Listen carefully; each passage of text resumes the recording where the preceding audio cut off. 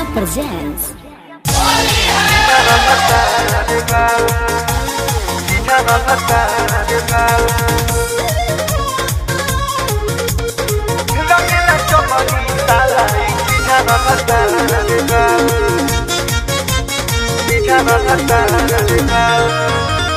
नोई का बनवा आइल बानी सैया जी बहरा गइल बानी नोई का बनवा आइल बानी सैया जी बहरा गइल बानी रंग लगवरा पकड़ के चीझावा भतार वाला रंग लगवरा साला चीझावा भतार वाला देवरा के हक कहाला चीझावा भतार वाला रंग लगवरा साला चीझावा भतार वाला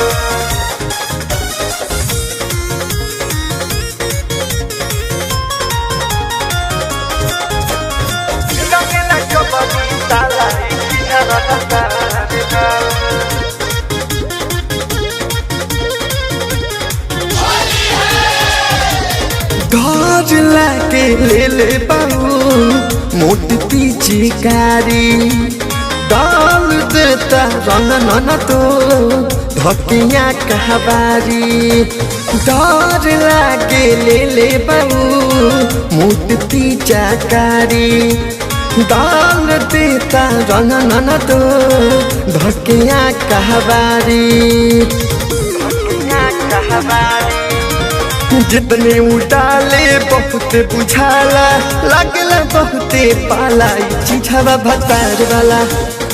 रंग लगवरा साला चीझावा भतार वाला देवरा के हक कहाला चीझावा भतार वाला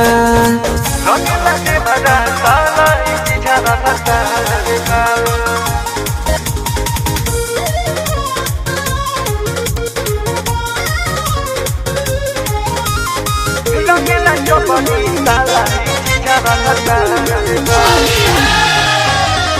राइटर देवा राहुल संगे